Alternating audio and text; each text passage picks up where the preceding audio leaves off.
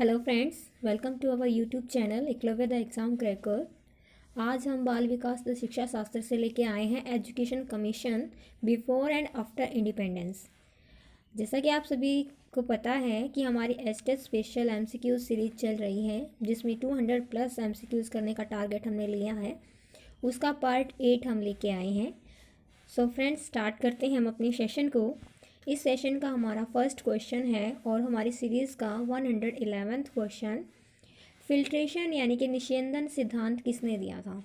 Filtration सिद्धांत जो दिया था, ऑप्शंस हैं Adams 1835, East India Company 1813, Lord Macaulay 1835 और सर चार्ल्स वुड 1854। तो जैसा आपने ये देखा है कि सभी जो डेट्स हैं ये बिफोर इंडिपेंडेंस हैं, यानी कि आज़ादी से पहले ही जो एजुकेशन सिस्टम आए थे वही सिस्टम यहाँ पे हैं। तो एडम्स 1835 ने रिपोर्ट दी थी, लेकिन उसमें फिल्ट्रेशन का कोई भी जिक्र नहीं था। फिल्ट्रेशन यानी कि निस्यंदन सिद्धांत होता क्या है? निस्यंदन सिद्धांत ये होता है कि जो अमीर लोग हैं उनको शिक्षित किया जाए, उनको एजुकेटेड किया जाए, तो गरीब लोगों तक अपने आप एजुकेशन पहुँच जाएगी, ऐसा मानना था फिल्ट्रेशन सिद्धांत का। तो ये जो सिद्धांत था वो दिया था लॉर्ड मैकाले ने 1835 में। क्लियर है आपको कि फिल्ट्रेशन यानी कि निस्यंदन सिद्धांत जो था लॉर्ड मैकाले ने दिया था 1835 में। उन्होंने अपना एक विवरण पत्र दिया था जिसके अंदर फिल्ट्रेशन सिद्धांत का उन्होंने जिक्र किया था। उससे पहले एडम्स की रिपोर्ट में प्राच्य और पाश्चात्य इस तरह के विद्वानों के ऊपर जो था वो बहुत ज़्यादा विरोध हुआ था इस विधि का, कि जो पाश्चात्य विद्वान जो थे वो जो अंग्रेजी भाषा के साहित्य को जानते थे उनको कहा गया था, और भारतीय शास्त्रों को जानने वाले या भारतीय विद्याओं को सीखने वाले को प्राच्य विद्वान कहा गया था। तो इसमें लॉर्ड मैकाले ने उनका भी खंडन किया था।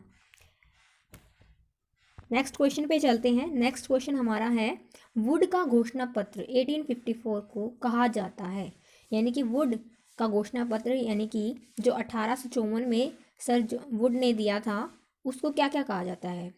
ऑप्शन है वुड का डिस्पैच, भारतीय शिक्षा का शिलाधार, भारतीय शिक्षा महाधिकार पत्र, उपरोक्त सभी। तो ये जो एजुकेशन कमीशंस में मैं आज जो क्वेश्चन लेके आई हूँ बहुत ही मोस्ट इंपॉर्टेंट क्वेश्चन है। कई बार टैट में भी पूछा जा चुका है ये क्वेश्चन कि वुड का घोषणा पत्र है क्या। तो यहाँ पे जो नाम दिए गए हैं ये तीनों ही जो नाम हैं वो वुड के घोषणा पत्र के ही है जो 1854 में आया था। तो यहाँ पे आपको कई क्वेश्चन क्लियर हो रहे हैं कि वुड का घोषणा पत्र कब आया था, किसने दिया था, सर वुड ने दिया था। इसको क्या क्या कहते हैं? वुड डिस्पैच कहते हैं, भारतीय शिक्षा का शिलाधार और भारतीय शिक्षा महाधिकार पत्र, यानी कि यहाँ पे जो राइट आंसर है वो है उपरोक्त सभी। नेक्स्ट क्वेश्चन पे चलते हैं। बेसिक शिक्षा के तहत पहला विद्यालय वर्धा में खोला गया, किस डेट में, यानी कब खोला गया था? 1937, 1938, 1939, 1940। तो ये क्वेश्चन देखिए आपके लिए बहुत इंपॉर्टेंट है। पहले तो बेसिक शिक्षा का कंसेप्ट कब आया वो भी आपको क्लियर हो जाएगा। उसका पहला विद्यालय कब खोला गया, कहाँ खोला गया? वर्धा में खोला गया। कब खोला गया? 1938 यानी कि 1938 में। ठीक है, आगे चलते हैं। नेक्स्ट क्वेश्चन है हमारा, बेसिक शिक्षा की योजना को कार्यान्वित किया गया, कि जो बेसिक शिक्षा है उसको कार्यान्वित करने के लिए जो परिषद बनाए गए थे, जो संघ बनाए थे, वो कौन कौन से थे और किसने इसकी ऊपर जो सहमति जताई थी? तो ऑप्शन है अखिल भारतीय राष्ट्रीय शिक्षा परिषद द्वारा, हिंदुस्तानी तालीम संघ द्वारा, जाकिर हुसैन समिति द्वारा, या फिर केवल 1 व 2। तो इस तरह के क्वेश्चन भी आपको बहुत सारे पूछे जा सकते हैं कि बेसिक शिक्षा का कंसेप्ट किसने दिया था। तो ये बेसिक शिक्षा का जो कंसेप्ट था वो तो महात्मा गांधी जी ने दिया था, लेकिन किसके थ्रू उसको सहमति मिली? तो ये दोनों संस्थाएं थी, अखिल भारतीय संघ जो राष्ट्रीय शिक्षा परिषद था और हिंदुस्तानी तालीम संघ। पहले इसको अखिल भारतीय राष्ट्रीय शिक्षा परिषद कहा जाता था और बाद में इसको हिंदुस्तानी तालीम संघ कहा जाने लगा। तो यानी कि दोनों नाम एक ही संस्था के हैं, एक ही परिषद के हैं। तो यहाँ पे जो राइट आंसर रहेगा वो होगा फोर्थ, केवल 1 व 2। जाकिर हुसैन समिति जो है ये आगे आप पढ़ेंगे, इसमें ये समिति बनाई गई थी इन दोनों के तहत है। ये भी बेसिक शिक्षा से ही रिलेटेड जाकिर हुसैन समिति। अगर क्वेश्चन आ जाए कि इनमें से अगर ये ऑप्शन 2 ना हो और जाकिर हुसैन समिति का क्वेश्चन देके पूछ लिया जाए कि यह समिति किससे संबंधित थी, तो भी आप यहाँ पे राइट आंसर कर सकते हैं कि ये जो बेसिक शिक्षा से संबंधित थी। ठीक है। बेसिक शिक्षा क्या थी, बहुत ही इंपॉर्टेंट एजुकेशन पॉलिसी थी। इसके बारे में नेक्स्ट या फिर कभी आने वाली वीडियोस में एक्सप्लेन तरीके से पढ़ेंगे, बहुत ही ईजी एक्सप्लेनेशन के साथ मैं आपको करवाऊंगी। तब तक आप हमारी वीडियोस को लाइक करते रहें। नेक्स्ट क्वेश्चन पे चलते हैं। हंटर आयोग कब आया? बहुत इंपॉर्टेंट क्वेश्चन है। हंटर आयोग ये कब आया था, कब इसका कंसेप्ट आया था? 1854 में, 1859 में, 1882 में या 1904 में? तो इसका राइट आंसर रहेगा 1882 में आया था हंटर आयोग। नेक्स्ट क्वेश्चन देखते हैं। निम्न में से कौन सा युग्म असत्य है? युग्म असत्य पूछा है, यानी कि रोंग है। ऑप्शन है Hartog committee 1929, doctor Zakir Hussain committee जो 1937 और 38 में आई थी, सार्जेंट रिपोर्ट जो 1944 में, और माध्यमिक शिक्षा आयोग 1950 और 51। तो आपको यहाँ पे कितने सारे क्वेश्चन क्लियर हो रहे हैं। पहला तो हार्टोग जो कमेटी रिपोर्ट थी वो कब आई थी? 1929, ठीक है। दूसरा है डॉक्टर जाकिर हुसैन कमेटी कब आई थी? 1937-38 में, क्योंकि बेसिक शिक्षा से रिलेटेड थी। और 1938 में पहला विद्यालय भी खोला गया था बेसिक शिक्षा के संबंध में, जो कि 1938 में खोला गया था, वर्धा में खोला गया था। सार्जेंट रिपोर्ट जो थी ये सर जॉन सार्जेंट ने दी थी और 1944 में इसको रिपोर्ट किया था। और यहाँ पे जो रॉन्ग आंसर बन रहा है ये बन रहा है माध्यमिक शिक्षा आयोग, जो कि माध्यमिक शिक्षा आयोग था वो 1952 और 53 में आया था। Is it clear? तो आपको बहुत ही अच्छे क्वेश्चंस लग रहे होंगे। चलते हैं अभी हमारे नेक्स्ट क्वेश्चन में। नेक्स्ट हमारा क्वेश्चन है, ताराचंद कमेटी तथा केंद्रीय शिक्षा के सलाहकार बोर्ड के सुझाव पर गठित माध्यमिक शिक्षा आयोग के अध्यक्ष थे।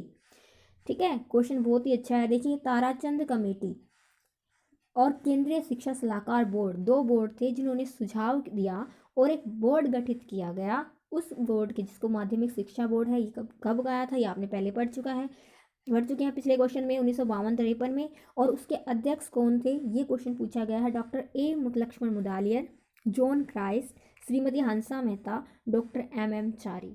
तो यहाँ पे जो राइट आंसर है वो डॉक्टर ए लक्ष्मण मुदालियर है। तो आपको मैं यहाँ पे क्लियर कर दूँ दो इम्पोर्टेंट क्वेश्चन। पहला क्वेश्चन तो है माध्यमिक शिक्षा आयोग किन दो कमेटियों के सुझाव पर बनाया गया था, ताराचंद कमेटी और सलाहकार बोर्ड। और दूसरा है जो इसके अध्यक्ष है डॉक्टर ए लक्ष्मण मुदालियर, तो इसको हम मुदालियर आयोग भी कहते हैं। ठीक है, क्वेश्चन कई बार आता है कि माध्यमिक शिक्षा आयोग को मुदालियर आयोग कहते हैं। मुदालियर आयोग किस शिक्षा आयोग को कहा जाता है? तो आपको क्लियर हो गया होगा। 1952-53 में जो पहला माध्यमिक शिक्षा आयोग जो आज़ादी के बाद आया था, उसके जो अध्यक्ष थे डॉक्टर ए लक्ष्मण मुदालियर, उसके नाम पर ही, लक्ष्मण मुदालियर के नाम पर इसे मुदालियर आयोग भी कहा जाता है। नेक्स्ट क्वेश्चन पे चलते हैं। नेक्स्ट हमारा क्वेश्चन है, निम्न में से कौन सा युग्म असत्य है? तो यहाँ पर भी आपको 3 या 4 क्वेश्चन क्लियर होने वाले हैं। असत्य पूछा है, पहला है ऑप्शन ताराचंद कमेटी 1948, विश्वविद्यालय शिक्षा आयोग 1948 और 49, माध्यमिक शिक्षा आयोग 52-53 जो आप कर चुके हो पहले, भारतीय शिक्षा आयोग 1962। अब यहाँ पे आपको क्लियर हो रहा है कि यहाँ पे जो असत्य है वो असत्य कथन है भारतीय शिक्षा आयोग 1962, जबकि ये जो आयोग था 64 और 66 में आया था। ठीक है, और ये जो बाकी के तीनों हैं ये सत्य है, क्योंकि एक असत्य हो गया तो बाकी तो सत्य होने ही चाहिए। तो आपको क्लियर हो जाएगा। ताराचंद कमेटी 1948 में आई थी। इसी कमेटी के सुझाव पर जो था माध्यमिक शिक्षा आयोग 52-53 में बनाया गया।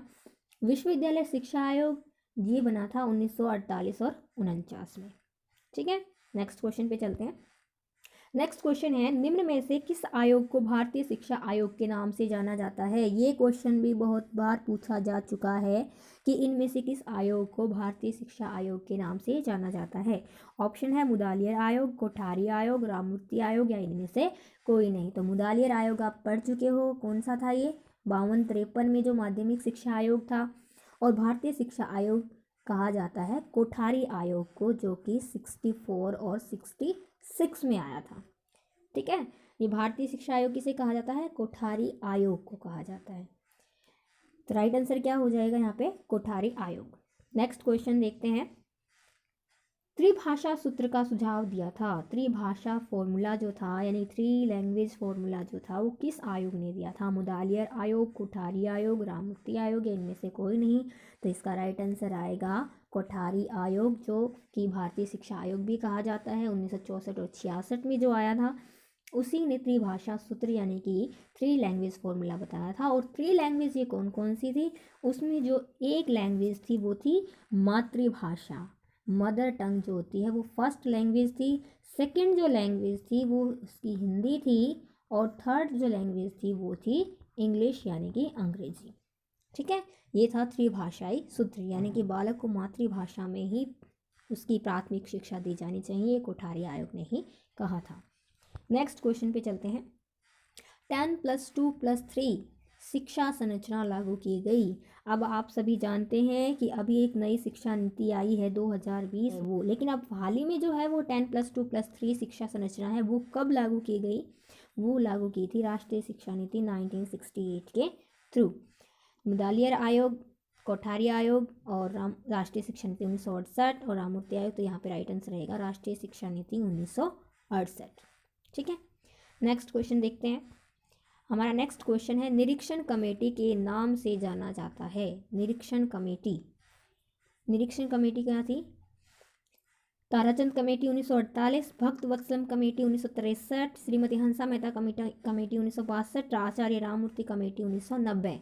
तो निरीक्षण जो कमेटी थी वो है आचार्य राममूर्ति कमेटी 1990। बाकी तीनों ये जो टर्म है ये भी बिल्कुल क्लियर है। ताराचंद कमेटी आप पहले भी पढ़ चुके हैं, 1948 में थी। भक्त वत्सलम कमेटी जो थी और श्रीमती हंसा मेहता कमेटी जो थी, ये दोनों ही वुमेन एजुकेशन से रिलेटेड कमेटीज़ हैं।